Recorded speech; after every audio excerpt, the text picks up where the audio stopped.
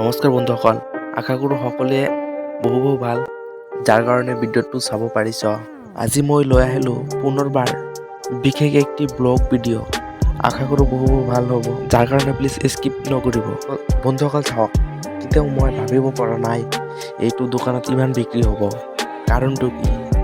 Actually বন্ধুসকল, এই দোকানত ইমান একটা বিক্ৰী হোৱা নাছিল, যাৰ কাৰণে এই দোকানটোৰ মালিকে 50 টকা 100 টকা কৰি বিক্ৰী কৰি আছে, যাৰ কাৰণে লাইন পাতি আছে। চাওক, অকল চিঞৰি নহয়, কাজিয়াও কৰি আছে। চাওক, এই চেণ্ডেলবোৰৰ লগত এনেকুৱা কাহিনী ঘটি আছে।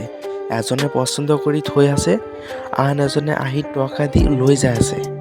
বহু হাল্লা ইয়াৰ। এনেকুৱা পৰিস্থিতিত আপুনি বাৰু কি কৰিব? প্লিজ কমেণ্ট এটা কৰি জনাব। এই চেণ্ডেলখিনি চাই আছে, গোটেইখিনি মাজত যোৰা 50 টকাকৈ দিছে।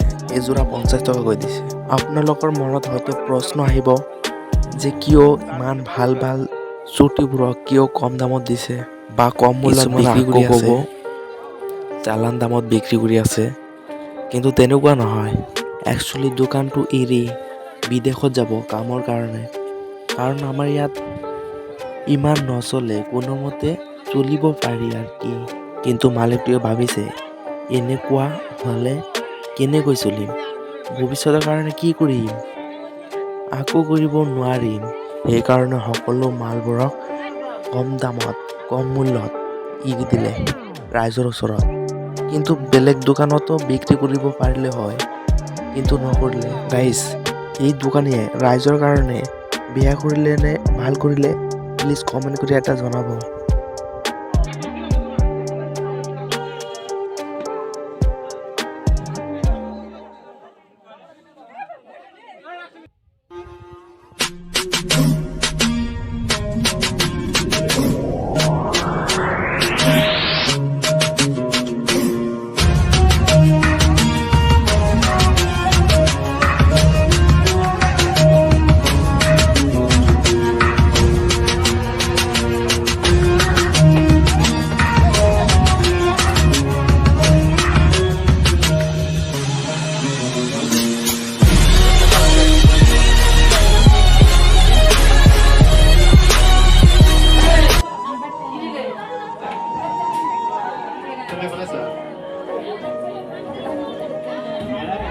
বন্ধুসকল, যদি ভিডিঅ'খিনি চাই ভাল লাগে তেন্তে লাইক এটা কৰি দিবা আৰু ফ'ল' কৰি ৰাখিবা, ছাবস্ক্ৰাইব কৰি দিবা।